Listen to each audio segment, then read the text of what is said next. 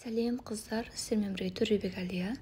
Бүгін сіздерге осындай шоколад қосылған печеньенің жасалу рецептімен бөлісемін. Менімен бірге жасап көріңіздер.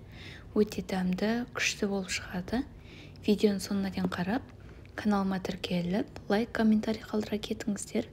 Алдымен бізге керек заттар: сары май, құмшекер, бір жұмыртқа, қобыздатқыш, шоколад және ұн керек болады. Алдымен сары майымызға құмшекерімізді қосып, осылай екеуі бір-біріне біріккенше вилканың көмегімен араластырып аламыз. Менде сары май бөлме температурасындағы жұмсақ сары май.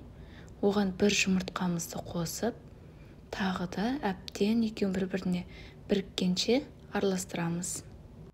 Міне қыздар, видеода көргендеріңіздей осындай болып шығады. Ендігі кезекте ұнымызға бір шай қасық қобыздатқышымызды қосып, ұнмен бір араластырып, осы ұнды електен өткізіп қосамыз қыздар. Електен өткізіп алған ұнымызды тағы да шанышқының көмегімен араластырамыз. Жаймендеп араластырып, қолымызбен жұмсақ қамыр ғып илейміз қыздар. Міне осындай қамыр шығады, жұмсақ қамыр. Ендігі кезекте шоколадымызды төртбұрыштап турап аламыз, ұсақтап. Видеода көргендеріңіздей барлық шоколадтың түрлері жарай береді. Шоколадымызды қамырымызға қосып, осыны бір араластырамыз, қамыр мен шоколадты бір-біріне араласқанша. Мен де шоколадтың шамалы бөлігін алып қалдым.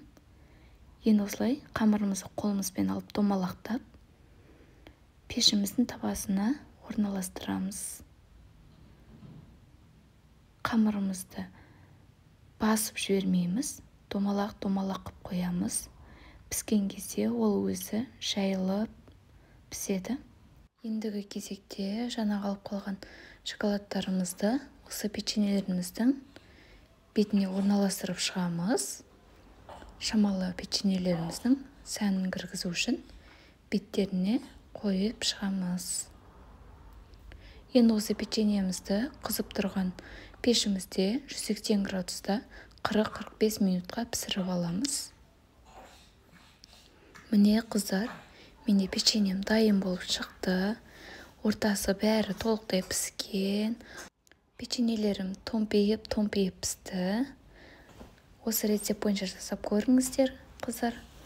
Мен арнама тіркеліп, лайк, комментарий қалдыра кетіңіздер.